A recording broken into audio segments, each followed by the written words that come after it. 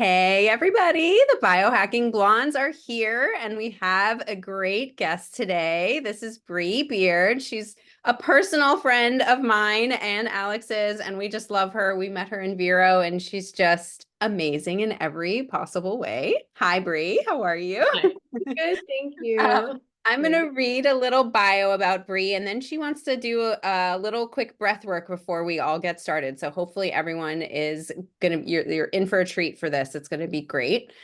Okay, so Brie is a dynamic artist, yoga teacher, health coach, chef, mother of two, and the author of the plant-based cookbook Adaptogenic Alchemy. She blends her expertise in nutrition, mindfulness, and holistic wellness to create transformative experiences for her clients. As a frequency health educator and mushroom microdosing specialist, which we are so excited to hear about, Brie integrates ancient healing practices with modern approaches to optimize well-being. Her passion for plant-based living and adaptogenic herbs shines through in everything that she does, and she's inspiring others to embrace a balanced and health-conscious lifestyle. So welcome, Brie. We're so excited. Oh, thank you. That was very heartwarming to hear. Yes, I love it. Yes, we are big fans, and I've tried all your dips. She's like this amazing chef. I have your book. I have a painting in my house that Brie has done that has been in here for years now. It's like I feel like I have all things Brie, so I love it.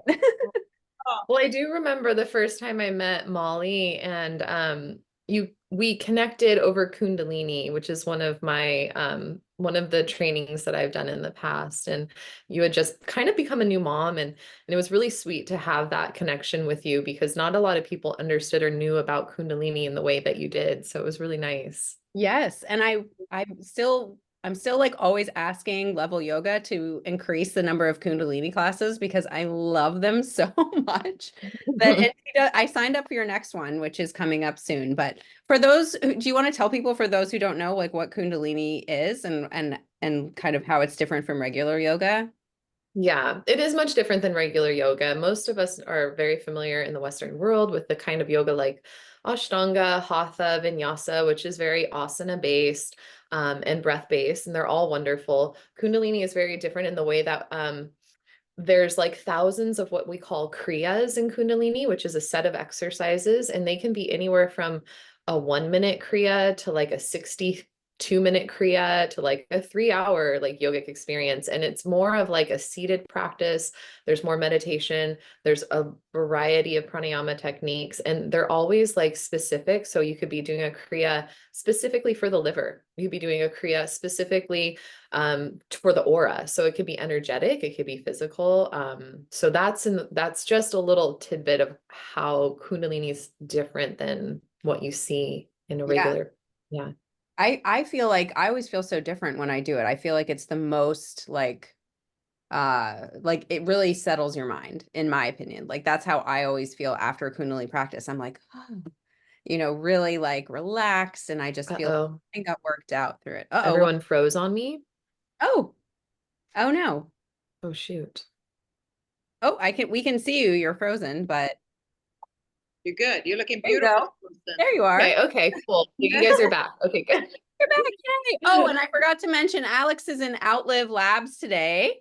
Do you want to tell them about it, Alex? Yes, I am in West Palm Beach in a fabulous biohacking studio called Outlive Labs. We got the Morosco Forge cold plunge. We got the sunlight and sauna as the stack. So that's contrast therapy. And then we have the biocharger as well. And she's also running a personal gym here. So like private training, and she's running circuits.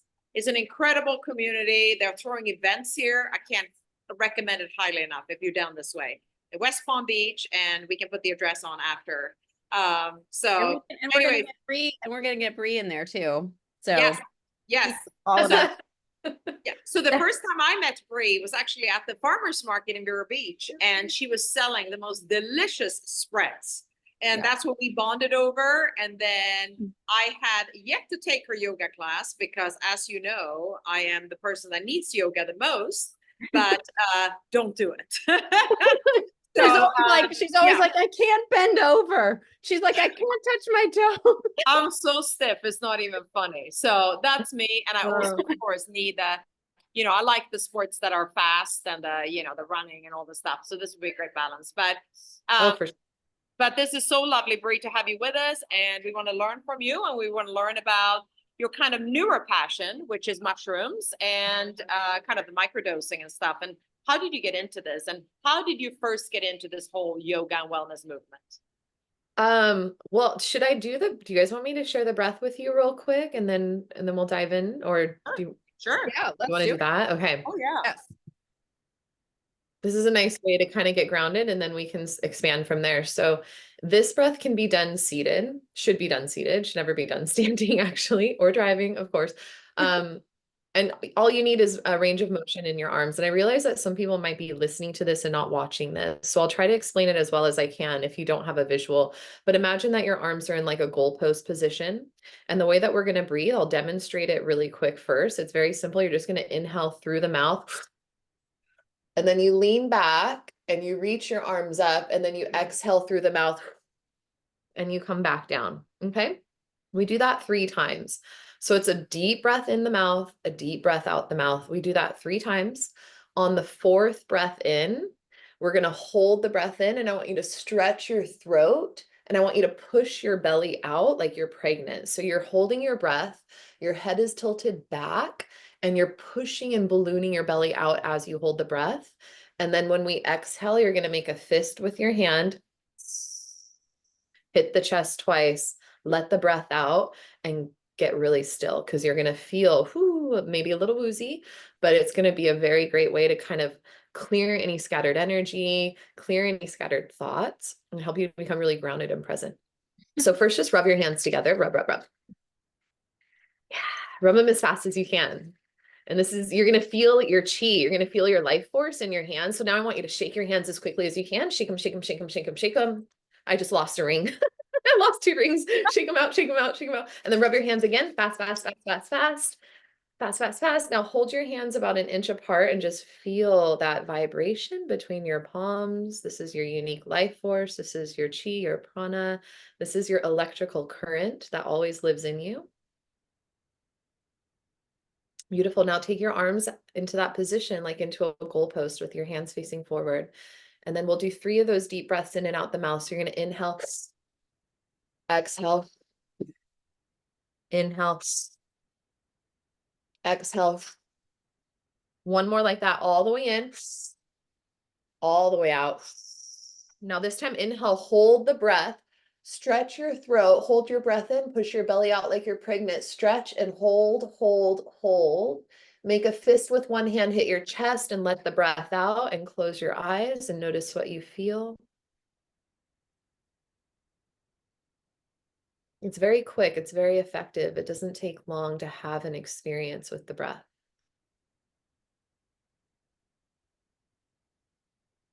And then when you're ready, you guys, you can open your eyes. I feel more relaxed. Yes. I still feel the vibrations in my hands. Yeah. Kind of like this part, like cool. So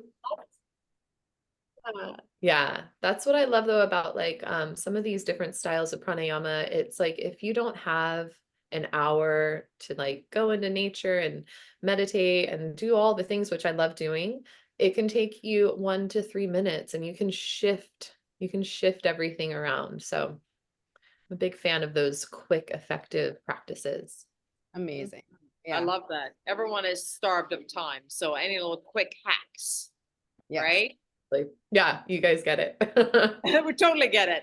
So tell us, how did you get into this incredible space that you're in?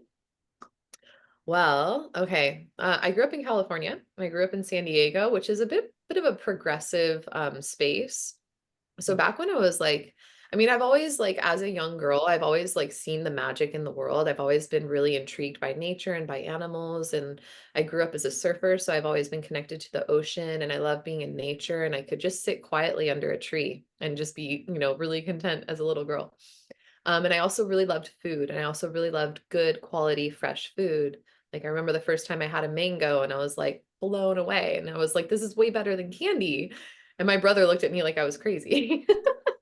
So I just had this like natural like draw towards like really pristine, good quality food and nature. But so fast forward a little bit, when I was about 17, I met a friend who was a raw food chef. And this was, I'm 40. So this was over 20 years ago.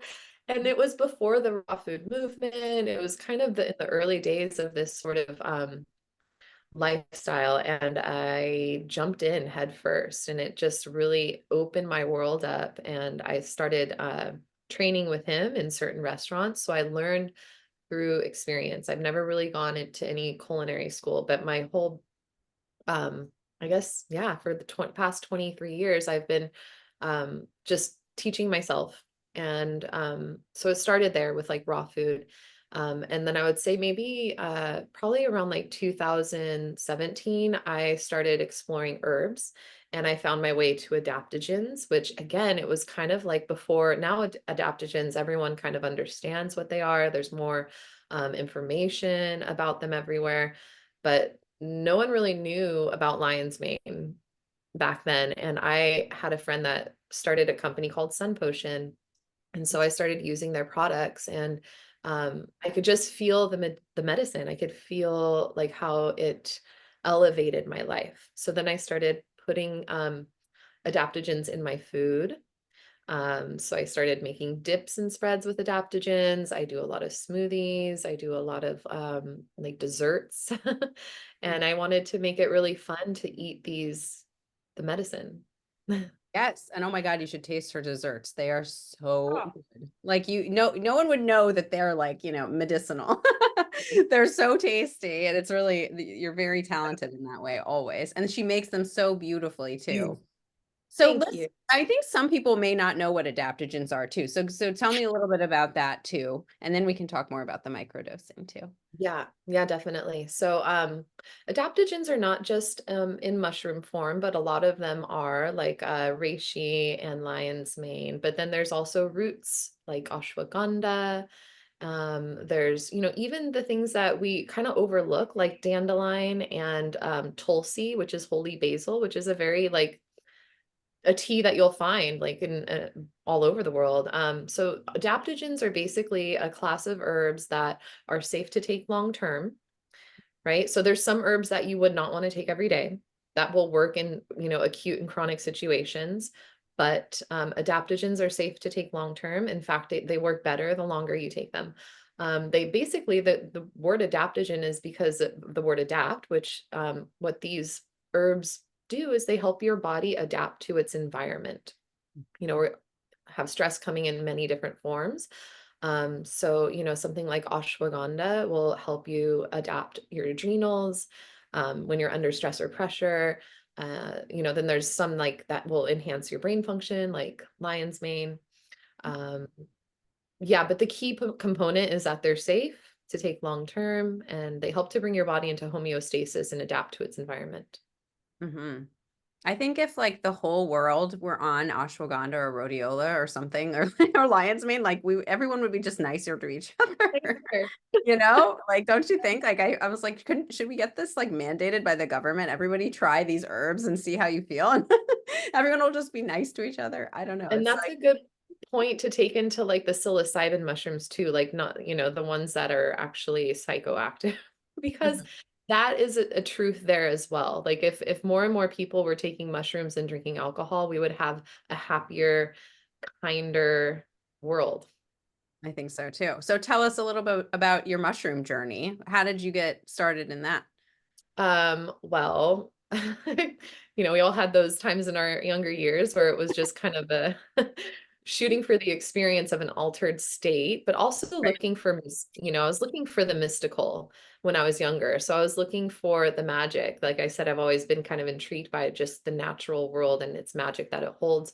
So I started, as maybe like in my teenage years, I wouldn't say abusing it, because I would do it consciously, but I wouldn't say that there was a big intention behind it. Whereas now when I'm microdosing or macrodosing, there's much more intention, and I definitely see it now as a medicine. So microdosing, you have, you had asked earlier about, or maybe this isn't a conversation, like the dosages, and I'll just quickly explain that if that's okay. Yeah. Perfect. So a micro dose is a very, very small amount, and it should be sub-perceptual. So you're not looking to have a body high or have any sort of shift in the way that you're perceiving your environment. And that's usually around 0.5 to 0.3 of a gram. Okay. And then anything above that, like if you're doing do about 1 gram to 2 grams, they call it more of like a museum dose. And that and a museum dose is like, you know, you could actually go and be in society, but maybe feel a little altered, maybe have a little body high and start to like, you know, see things in a different way, not with the visuals yet. But then if you go higher than that, anywhere between like 1.5 to 3 grams, that's more of like those experiences where your perception of reality shifts quite a bit. You may not hold a conversation as well. You may just want to go and talk to a tree. And the tree will talk back. And then there's people that go beyond that and they do what they call the hero dose. So that could be anything like above 5 grams, which is very medicinal, but you need to be ready and you would need to prepare and most likely have something that we call like a sitter. And a sitter is someone that is there to kind of just hold space and hold a container for you to explore that experience without feeling like you were lost or out of control. But a microdose, very small, sub-perceptual, you should almost not even remember that you took it in a way. Okay. And Brie, what type of mushrooms are you talking about here? Okay. So there's a variety, and that will also affect some of the strains are stronger than others.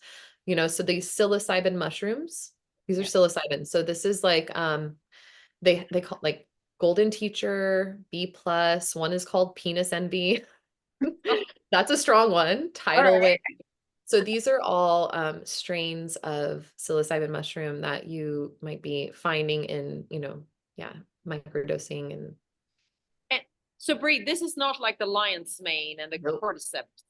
No, not at all. Mm-mm. Those they don't have the mind altering effects, correct? No. Lion's mane is going like it's a medicinal mushroom. It won't be psychoactive, so it's not going to take you to an altered state in that way, but it will help enhance your brain. And so will psilocybin mushrooms. So will, you know, psychedelic mushrooms. Mhm. But they work well together. So like what I do is I take what they call it's a Stamet Stack. Paul Stamet created this combination where you take the psilocybin mushroom 0.5 to say like 0.3 or 3, excuse me, 0.5 to 3 gram, 0.3 grams, excuse me. That in combination with lion's mane with niacin. So that's the like the holy trinity. And niacin being B vitamin helps your body with circulation, and it helps the medicine move past the blood-brain barrier. So it's helping it, it's a flushing agent. So it helps everything kind of circulate. And then there's also the lion's mane in there that I'd say works synergistically with the psilocybin mushroom, again, to help you with focus, concentration, help your brain work better, more creativity, more presence. But the thing I noticed the most is a sense of ease and a sense of awe more often. So when you say awe, what do you mean by that? You know, just when you look outside and you see something beautiful and it makes you like, oh, like a sense of awe in the world. Like, of course, we can all look at a sunset and a rainbow and be like, wow, that's gorgeous. But when you see that without something so dynamic, like when it just feels like the mundane things in your life bring a sense of awe, that is, I feel like how we're supposed to live, is not just in those magical moments, but in every moment. It's like it's enhancing presence. Like Yeah. that's what it sounds like you're describing. So it's like, oh, it's like you feel more present, you notice things and you're like, wow, look at this, you know, DNA test and like, you know. like, wow, this is amazing. I think that's great because for the most part, people are just racing through life, Mhm. going from one place to the next and not really spending any time looking around and at what, how beautiful their surroundings are or what's going on. So tell me, like, why would someone start this? I mean, obviously for the awe and the sense of ease, but, are there other benefits, like, are there a particular type of person who would want to start? Tell me a little bit about that. Yeah, well, I'll say that for me, it's been the most profound in my postpartum experience. Ah, And I can say that because I've had two kids and I've had two postpartums, and I've seen the difference for me, taking microdoses after having a child in my postpartum and not. yeah, Um, so, anyone, honestly, anyone, yeah. anyone that has maybe anyone that has a feeling like there's something more or something better, or they need some kind of like realignment or support. I mean, I can't really say that there's only one type of person that would benefit from this. I feel like almost anyone and everyone. I will say that you would want to be cautious, Mhm. um, with if you have been diagnosed with bipolar or schizophrenia. So those two I would caution against. Okay. And then also, there's the element that a lot of people deal with right now is taking like SSRIs, Mhm. right? Or being, on an anti-anxiety. So mushrooms, psychedelic psilocybin mushrooms will absolutely help with anxiety, Mhm. 100%. But the thing that's tricky is that some of these drugs that people are on will counteract, and like the medicine doesn't work the same. I wouldn't say that it's going to work against the drugs that people are on, but you may not have as profound as of an experience as like what I've had, because fortunately I've never been on any kind of drug like that. Mhm. um but yeah, I mean, anyone who's maybe feeling a little lost, like I know so many people since the pandemic just are there, our worlds were rocked. Our Yeah. lives were shattered. Totally, totally. Yeah, And very much so. anxiety is like, I mean, every other person, if not free, like, I mean, let's be honest. Yeah. If you're a mom, you definitely have anxiety. Like, I don't know many like moms who don't have some sort of anxiety about their kids. Yeah. Um, and then just, I mean, even college students and, all of the things going through life and, with all of these responsibilities, I think it sounds like it's amazing. And I know it's been used in, I watched that like Goop episode. Remember Goop did like a show on Netflix, and they were talking to a psilocybin, specialist, or like a he works in psychology, so they do use the mushrooms to help people who are having these sort of they're recovering from deep trauma. They have, um PTSD. PTSD, long, issues with that. And that's something that can affect you every day. Mhm. So, this is kind of an amazing tool, in my opinion, about, helping do this sort of naturally. Now, are there any side effects to using it, if you're microdosing? No. So there aren't any side effects. Again, the only like counterindication is with like someone who's taking an SSRI, where you may not even notice or be able to experience it. Um, but yeah, so for example, like a lot of people that I talk to about microdosing will just take one here, take one there, and it's like scattered and random. If you want to actually like start to see changes and shifts, there's a protocol that you want to follow. So you want to do it consistently and rhythmically. Um, and there's two different approaches that are recommended. One is by again, Paul Stamet, and he recommends that you would microdose 4 days on, 3 days off.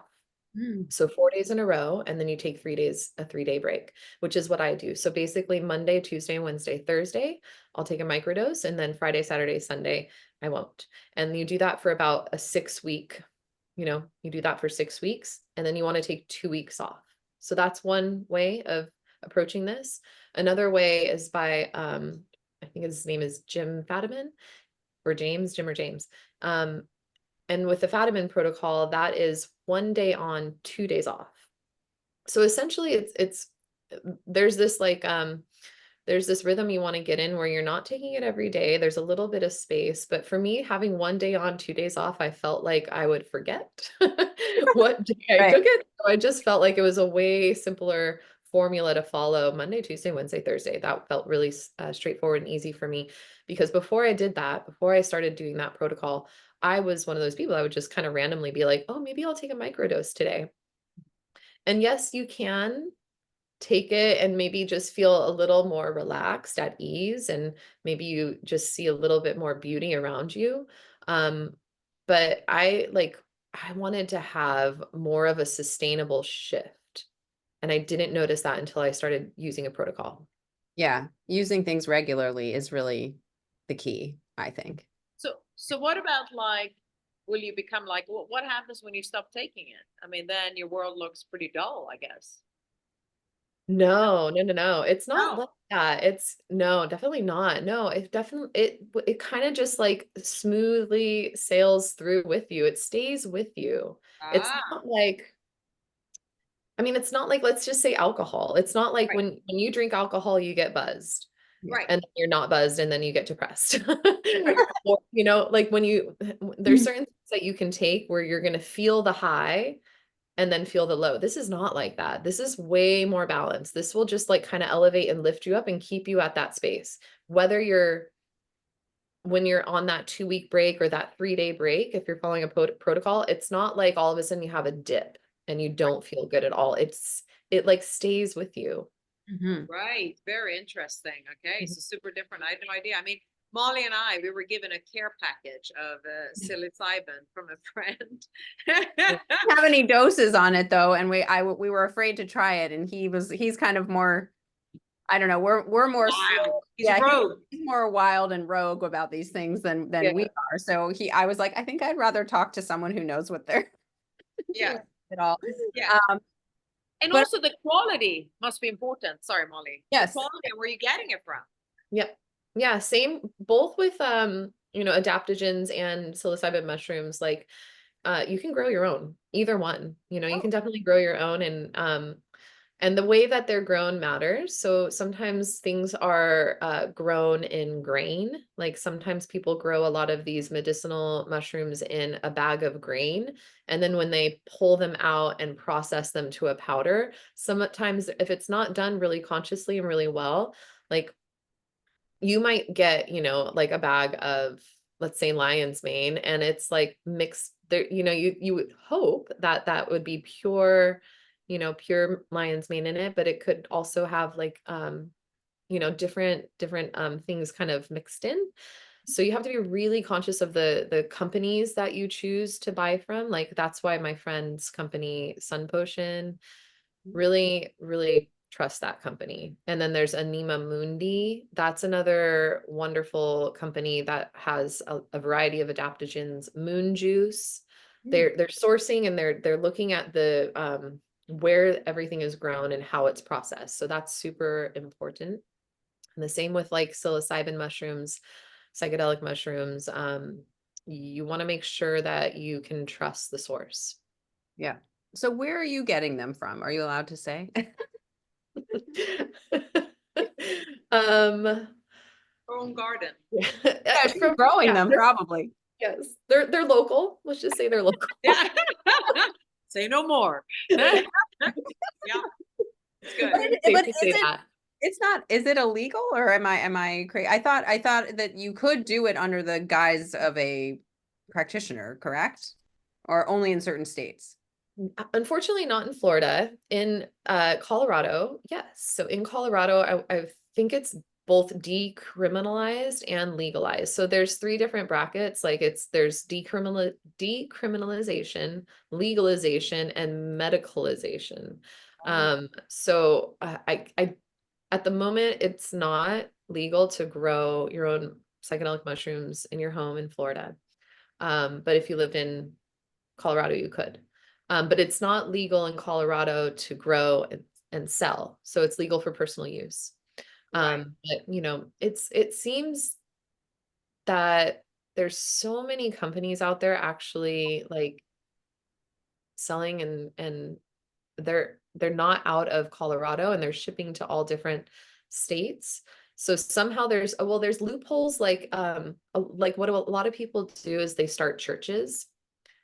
And this is also for, you know, like if you're looking at psychedelic medicine in the form of like ayahuasca and iboga and some of these more, I wouldn't say maybe some of the more like intense psychedelic medicines.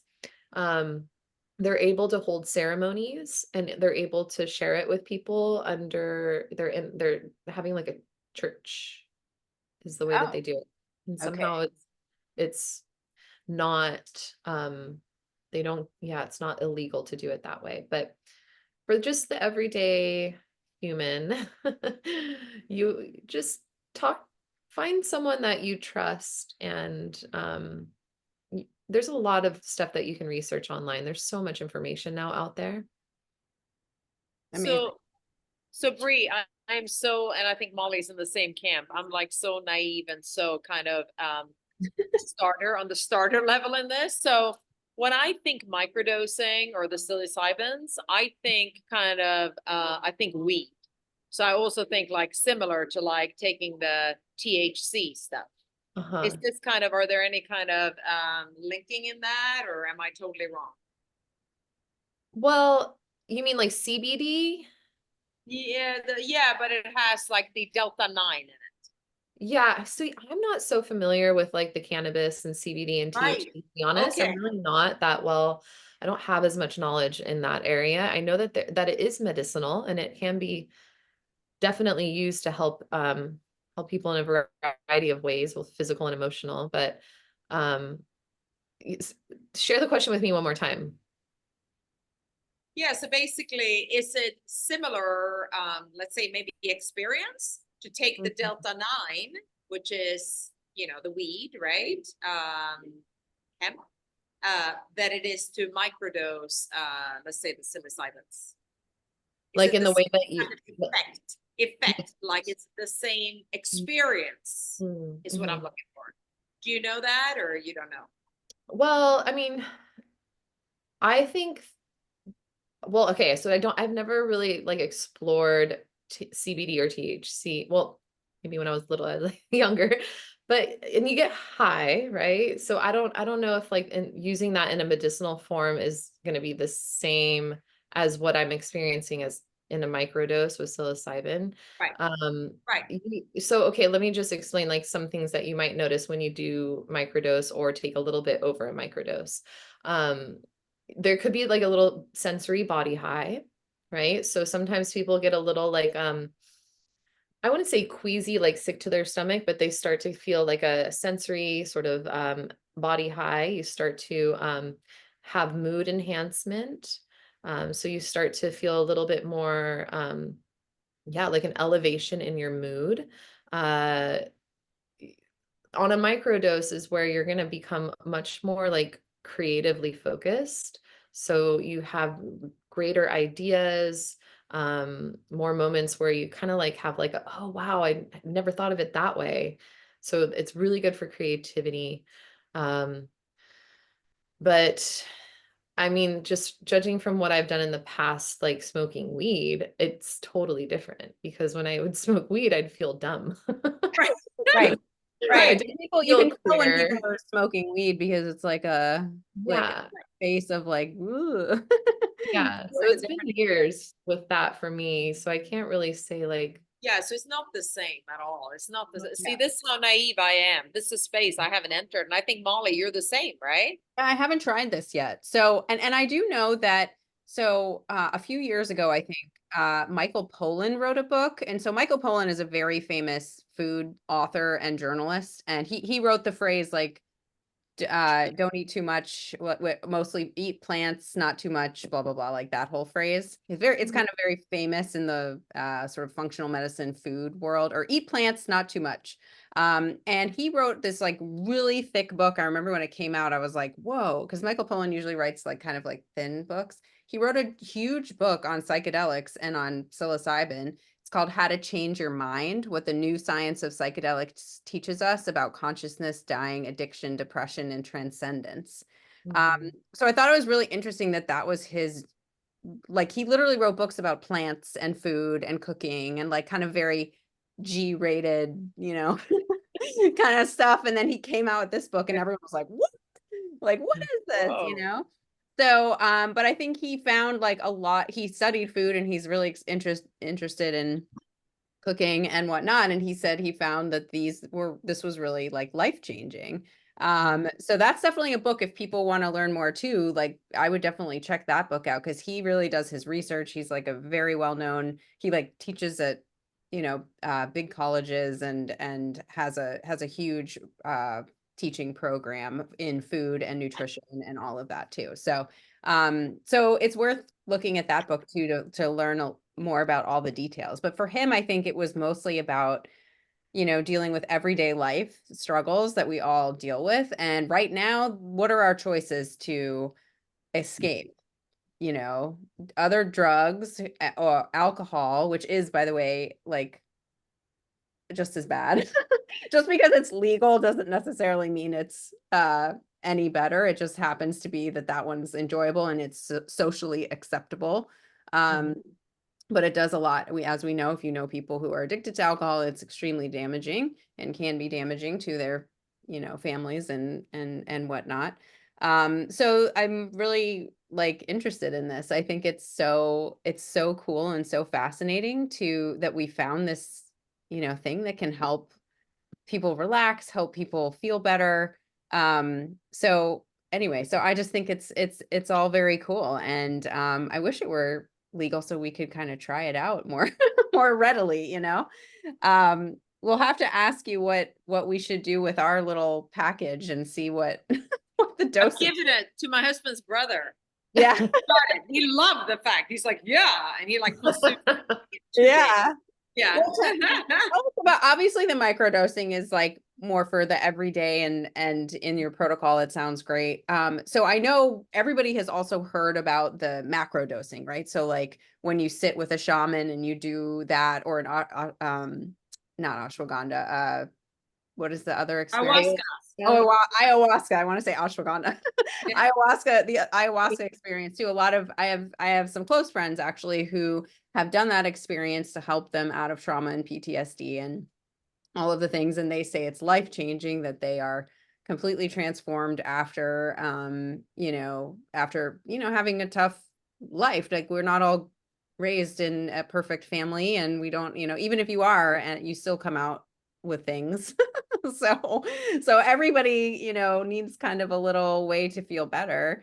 I think. So anyway, I don't know where I was going with that. What is our Yeah, I will actually, I can speak on that a little bit. So I don't personally like have a lot of trauma in my past, thankfully. I'm so appreciative of the life I've had. So I've never really felt the call to do any of these like big journeys and medicinal ceremonies. And maybe I will one day, but so my husband, for example, he battled a little bit with anxiety and depression and was prescribed SSRIs and did, when it was like in college he started, and then he went off of them for a little bit, and then he needed to kind of like go back on them again. And he hated the fact that he had to rely on this drug to keep him like stable. So, our eyes are opening a lot to like alternative approaches and techniques for someone who deals with, stress, anxiety, depression, and even extreme situations like PTSD. Yeah. So what my husband did is that he found a ketamine treatment here in Vero Beach, actually. And so they're doing legal treatments of ketamine, which At is Pure? at what's Pure? that? Pure? Well, Is it- not if he didn't go to Pure. I wish he had known about it at the time. There's another one. Okay. But so now we have two, which is great. But yeah, he did 6 weeks of ketamine, and that was an intense, he would come back and share with me his experience, and I'm like, I don't want that. Not for me right No. Yeah. now. But it helped him, his intention was to get off SSRIs, which he did. He cleared that. He weaned himself off, and now he's no longer on it. And he's actually doing a psychedelic coaching program. So he's really diving in with this amazing company called Third Wave. And so he's like taking in so much wonderful information from a variety of experts and professionals, and really learning so much, not just only about psilocybin, but all of the psychedelic therapies that are out there at the moment. And yeah, I really truly believe that people can turn to these medicines, with the right set and setting, the right intention, the right, people caring for you. It can heal very deep wounds, and maybe even not, and this gets a little kind of out there and woo woo, but like some of us come in with wounds that aren't even from this lifetime, Oh, yeah. Yeah. right? Yeah. Oh, totally. Without a Yeah. doubt. Oh, yeah. So Brie, I mean, what is your like day-to-day work? I mean, do you work with this day to day, or I know you're a yoga teacher and you cook all this amazing food, And but she writes is this books something, and she has 2 kids and all the things. all right? I mean, you don't do enough. Come on, I like, know anymore. does this come in, or is it purely for personal use at the moment, where you're hoping to maybe bring it out to the masses? I would love that actually. And I do have, so right now I'm coaching. So I have a handful of clients that I work with, and that's the intention of with my husband too, is really bringing this forward to people who are looking to have someone guide them on the journey. Because it is kind of like, how do I know what to do and when to do it, and how, and am I doing it right? And you do want to actually like kind of pay attention to like what is shifting while you're microdosing, like write in a journal, have someone to talk to, like really notice like how it's changing and affecting your life. So the vision for me would be absolutely to be able to share this with people and guide them along it. At the moment, yes, just I'm just health coaching, and I work with people directly with like diet, or I do a lot of breath work and a lot of like meditation. So it could be not just only with how people are eating, but like, really how they're living. Um, but yeah, and then outside of that, it's people hire me to make them vegan cakes. I love it. You can come in for breath work, a cake, like Yeah. Right. Get microdosing. microdosed, right? Get yoga stretched out. I mean, It's that sounds great. like a beautiful combination of skills, though. Like, way more than a lot of people about how to be calm. I always say that, like, when I'm around Brie, sometimes I feel uncomfortable because you are so calm and I am so Yeah. anxious. Yes. And Makes I'm you always stressed. like, how is she so calm? Oh my God. Yeah, you should. So, but Yeah. it's true. It's like, but everyone aspires to be like I feel like your energy is very relaxed and you take your time to talk to people and answer questions. And I just think you're a beautiful soul. So I think That that is so kind of you to say, and so lovely to hear.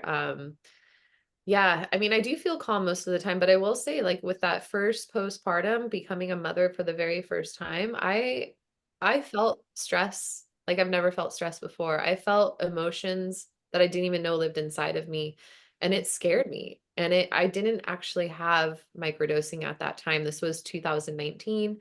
And I was using adaptogens, and I had all of the tools in my bag, all the breath work and all the meditations and all the grounding techniques, but nothing really seemed to help. And I definitely went through, and it could have been because it coincided with the pandemic, but like say my son was about 6 months old, that's when I started to feel what I would call postpartum depression. And I totally did not feel like myself, and I didn't know what to do. Um, and yeah, so I mean, thank you for saying that I always appear calm, because I don't I always feel feel it. that. yeah. But and then, fast forward again to like the second postpartum with my newest son, Wolfgang, who's 7 months, almost 7 months. And the experience from, yeah, it's such a different experience this time around, because I've been microdosing postpartum since about 3 weeks postpartum. And I'm on my third sort of cycle of that 6 week protocol. And can I ask you, when you do that while you breastfeed, do you breastfeed as well? Are Mhm. we worried about kind of the baby being a little kind of high, or not high, but like shifted reality? I chose to take a little bit of a risk there, because there is obviously not very many mothers are going to let themselves be the study subject of that, right? So there's not a lot of studies out there. Right, right. But I really checked in, and I was on the verge of like possibly microdosing through pregnancy, but I chose not to, because I actually I felt really great in my pregnancy, and I didn't feel like I needed that support. But around 3 weeks postpartum, it was a big shift to go from one child to two children. And I wouldn't say that I started to feel what I felt in that first postpartum with my son Stone, but I wanted to get ahead of it. And so I chose to kind of take it in, and it's so small. And I just really would pay attention to like that first 2 weeks of if anything shifted with my son, if I feel like I would have known. And he's so amazing. Like he is like bright-eyed, so alert, so like, to me, I feel like he's almost about to walk, and he's only 7 months. He's like Right. ready to go. He'll, he'll be So like for the me, smartest kid out there. He'll hold a job at Yeah. like 6 years old. You're like CEO. right, right. Correct. And the one other thing that I did do during my pregnancy with adaptogens is, I remember reading before I got pregnant about all these mothers in Asia that would take reishi Oh. through the pregnancy. And then when they would kind of the babies, they called them reishi babies, because they came out really calm, really like Buddha babies, super relaxed, really healthy, really strong, because reishi is really good for the immune system. And so I took reishi every single day through pregnancy, and I've taken it every single day since my postpartum. And I swear he's a reishi baby for sure. Wow. I Wait, wish I'd so known that. me too. So how do you take reishi then? Or is it like sun potion? Is it in? Yes. Okay. Yeah, I've taken it either with sun potion, they have it in a powder form, and I would put that like either in a smoothie every day, or I would have like a coffee or a tea. The other form that I really like is having it as a tincture, because it's Yeah. way concentrated, it's very condensed. And so an extract in the tincture form was probably my go-to for the most part. But I would also have, yeah, you would And take you it. drop that in the mouth, yeah? No Yes, yes. water or anything. Just No, you could dilute it. You could put it in like a little cup of tea or a little bit of water, or you could and just, heat doesn't destroy it. Heat no. won't. No.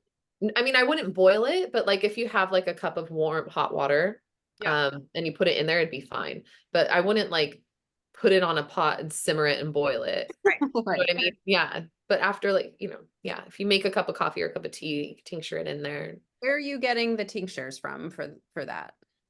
Oh, I want to say it's called Forage. Okay. I think that's the company. I'd have to actually look again. That Yeah, sounds right. I'm sure it's called Forage. Yeah. Yeah. Um, but there's, yeah, I would look for, or what's the other one? Host Defense is Okay. another brand. Cool. Yeah, those are two good ones.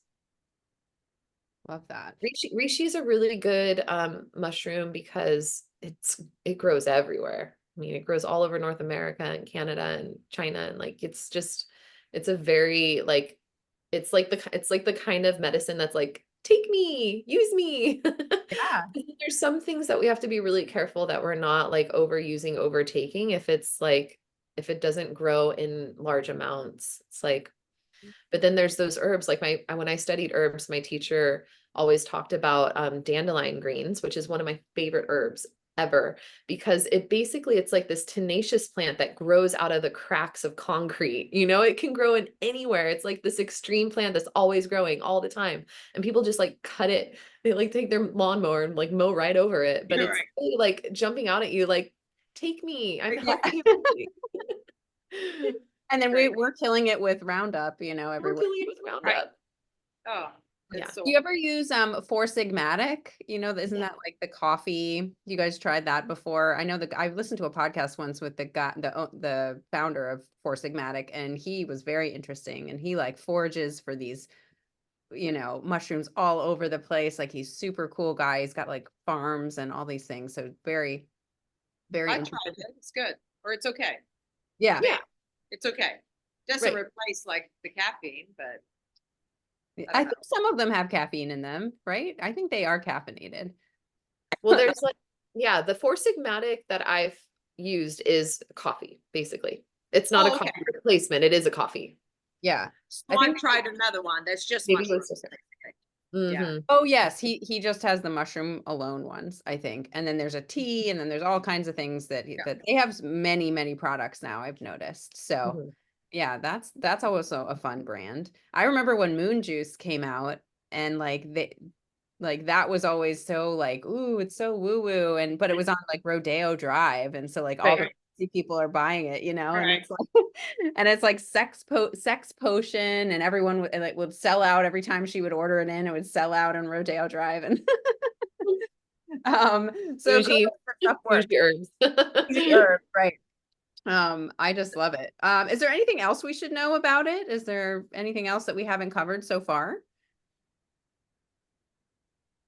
Well, nothing that's really coming to mind. We covered like what is a microdose? Yeah, I mean, nothing that I'm thinking of that we're missing. Which are your favorites? Which are your favorite mushrooms? Like, give me five. Give me five that you're using on a daily stack. Okay. Or maybe you don't. Like, what is your daily kind of dosage? yeah. Or So the thing I will say is that you don't want to take too much at the same time. Like I wouldn't take 5 mushrooms a day. Unless, okay, so let me back up because there are, you know, this is like a very touchy subject, but there are protocols around cancer where you would take like 5 of these mushrooms in large amounts. But just like a daily, I take pretty much every day at the moment. I'm taking reishi and lion's mane. And then my microdose, which is psilocybin right now, it's penis envy, lion's mane and niacin. What does penis envy do for you? I mean, it's one of the strains. It's just one of the strains of the psilocybin. There's Oh, okay. golden teacher is like a really like I would say on the softer side. Like it's not as strong of a psychedelic mushroom.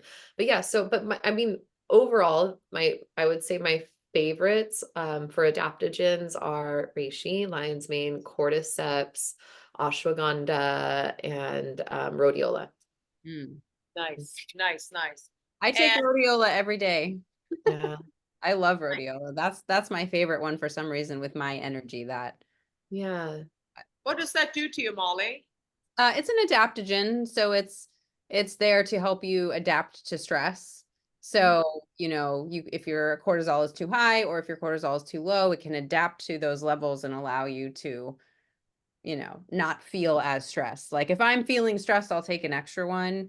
Or, you know, if you're feeling like kind of that elevated heart rate where you've been going a long time without stopping kind of thing, I take one and then I can kind of feel relaxed afterward. Nice. It's great. Those are really helpful. And they're not like addictive. There's no, you know, Yeah, side they're safe. effects, nothing.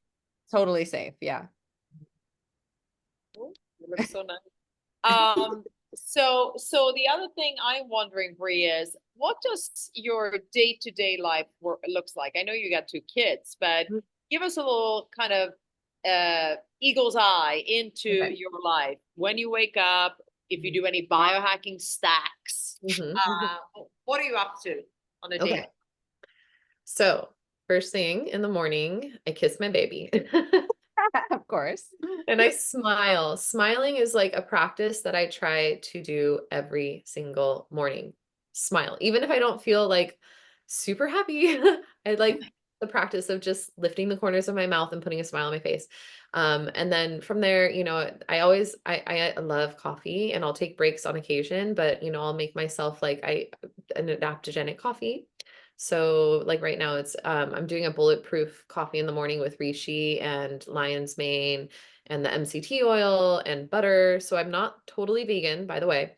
Um, and then I sit outside on our balcony where the sun comes up, and I'll bring my kids out and I'll bring my baby out and I'll bring Stone out. And while I'm out there and they're kind of playing around, I'll do, lately I've been doing the Tony Robbins priming technique where you do like 3 rounds of this breath, focus on gratitude. Yeah. And then, focus on gratitude. You send a blessing out with light to those who are needing it. And then you also, set goals. So that priming has been a really strong anchor in my day, and it takes about 10 minutes. And then from there, I do the mom things with my kids. I just kind of take care of their needs, clean up the house. I'm super, super OCD about how clean my house is. I've been to her house. I know. I remember before you had kids, I was in her bathroom and all of her, toiletries are like lined up by height perfectly. And I was like, oh no, I don't know. Oh my God. I was like, I don't know how she's gonna like make it through with children. But you sailed through it. Like, it's amazing. He's a Virgo. I'm a Virgo. Oh, My first okay. son. That's why. Oh my He's God. helped me. But yeah, but then, it's I'm not teaching so much during the day. So during the day, I'm home with my son and we'll do a little bit of like homeschool kind of, play. He helps me make food. So I'm always trying to post new recipes online. So usually my son will get in the kitchen with me. We'll make something really delicious and we'll share that on Instagram, and then we'll have lunch, and my lunches are typically like kind of Buddha bowl style. I don't eat out, so I always make my own food. I always have a spread in the fridge. I always have some kind of veggies ready. I always have maybe some cooked quinoa available and tons of sauerkraut or kimchi because I always need something fermented. So that's an easy lunch I can throw together in a few minutes. And then from there, we'll go outside again if possible, take a walk up to the beach. And then I make dinner for my family every single night. We sit down by candlelight. Aw, love that. And that's pretty much our day. Yeah. Sounds so idyllic and perfect. Do you ever have any snags? I mean, is there any? It's just a little too perfect here. I'm getting worried about my life here. I mean, I'm not a big snacker. No, I don't really snack a ton, but She's No getting all her nutrition from her. from the food. No, I didn't mean snacking. I mean like everything seems to flow very smoothly. Yeah. Yeah, I mean, at the moment, I don't have a lot of demands pulling me in other directions outside of just taking care of my children. So Beautiful. it actually was not easy the first time round, but now that the second time round, I'm embracing motherhood as my life at the moment and not trying to fit in too many other things. Nice. Well, you have a 7-month-old. I mean, Yeah. you literally like what else can you do? Yeah. Right. Right. There's every second of the day they need you, Yeah. I remember one of my favorite things that Brie ever taught me is to give people 11-second hugs. Wasn't that it? You do. She says that if you want to lead a happy life, you have to hug someone like 3 times a day for 11 seconds. Yeah, 12 seconds. I like that. What is that coming from? So our hearts, they're the strongest magnetic field that comes from the body. And when we're hugging someone, you're wrapping your arms around them and your heart goes through your arms, the meridian line does. And so when you're hugging and if you can get a longer hold, like I wouldn't do that to everybody, to be honest. I wouldn't like do that to just some random. Can be a little weird, maybe. But, with my husband in the morning, it's not like, okay, bye. Like, it's like, and at first he was like, what are you doing? And it's not that I counted. I'm not like 9, 10, 11, 12. All right. Now we stop. All right. But it is that closeness that can be so uplifting, and it really opens the heart and brings more joy into life. And Brie, isn't it left to left? You got to hug left to left, heart to heart. Yeah, I mean, that's ideal, but it doesn't always make the most sense. Right. You're like going in for a hug and it's like, I know. Yeah, totally. There was a guy at the biohacking conference. He calls himself the love doctor, Dr. Gupta. And he Okay. writes about that and talks about that. So I do it with Madison though. Yeah. I told her about it. I remember you said it in class one day and I went home and I said, we have to do 12-second hugs. And she was like, okay. And like when we're having like a bad day, she'll be like, Mom, I need a 12-second hug. And I'm like, oh, that's so cute. Oh my and it's God. so nice though. It's like, and it really does help you. Like after a second, you're like, you're like, at first you're like, okay, okay. And then you just kind of get in a rhythm of hugging and then you're just like, oh, like, and you really do feel better. It's really kind of fascinating. So your energies combine, or I don't know what's happening exactly. Maybe your heart rhythms it's like, your You're heart tuning, rhythms are you're getting, tuning to each other for sure. yeah, yeah. Yeah. I love that. That was so amazing. That's so amazing. Lots of Fun. things you can learn from Brie and all of her classes too. She always throws out these cool, amazing things. Like if you ever go to Brie's class, every class is different. I don't know how you do it. Like Right. literally every class is, I mean, you're the most unique yoga teacher because every other class that you go to with other teachers, I mean, I love them, but like other teachers are always, it's kind of, you know what to expect. It's kind of a similar thing. But with you, I feel like it's always something new. I'm learning something new. I learned a new technique or, so I just think you're amazing. So Thank you. Thank you so much. And can I just give a little not shout out, but I gotta tell you too, how I experienced Brie's phenomenal cooking skills was I had a thank you gift I wanted to give to my son's friends or my son's friend's father. And I'm like, what am I gonna do? And Brie, she put together the most spectacular basket of it was dips, it was cookies, it was chocolate with adaptogens in it, and the little thin, kind of dehydrated crackers. Spectacularly, beautifully, attention to every detail. This gift I presented, and it was so well received and so loved. So Christmas is coming up, and I think this is the woman to go to. yeah. I'll take This is a orders. great. I mean, yeah, it was amazing. So Thank you. just saying. So Brie, tell everybody where they can find you. Okay, well, if you're local in Vero Beach, you can find my classes at Level Yoga. I am not on a ton of social media platforms, but the main one that I am on, that I share on mostly, is Instagram, and my handle is The Well-Fed Mother. So you can find me at The Well-Fed Mother on Instagram. And that's it. I would say like Instagram is like my major way of connection. Yeah. But you're so good at it and it's so beautiful. You have to follow her Instagram. It's amazing. I feel like you need a picture of you like 8 months pregnant in a split, which she does so effortlessly. You guys would be amazed at like what she can do, with yoga. And when you were pregnant, I just thought it was so incredible too. But thank you so much for being on our show. We're so excited that you were here. And you gave us like really a great, mix of things. So I'm so excited, that people can learn more about psilocybin and all of that stuff. And it's so Yeah. fun to learn about. Yeah. One thing I did want to mention real quick is if there are any mothers out there that are curious, there's a great, if you're on Instagram, you want to follow someone called it's called Moms on Mushroom. Oh, no way. And she's actually been on a lot of like news channels and really been exposing microdosing for mothers. I don't know if she talks so much about like directly postpartum, but you can reach out to me anytime to talk about that. And yeah, I'd be happy to walk anyone through a postpartum journey in any sense, whether it is with microdosing or not. Wow, that's amazing. I wish I had had you after I had my baby because it is a strange experience those first few months after having a child. I mean, also it's so much stress, all the not sleeping and all that. But coupled with that is the drop in your hormones, which is I'm so shocked that we don't have more tools for women, postpartum, and it's sort of just like go fend for yourself, like good luck. Sure. Yeah, Yeah. so it's crazy. Ignored. I know, completely ignored. So, but this has been amazing. Thank you so much. So can people DM you on Instagram? Is that the best way Absolutely. to reach you? For Okay, sure. perfect. So just DM her at the Well-Fed Mother. And thank you, Brie. Thank you so Thank you, Molly. Yeah. Bye, Alex. She's gone already, but bye. Thanks, guys. Have a good one.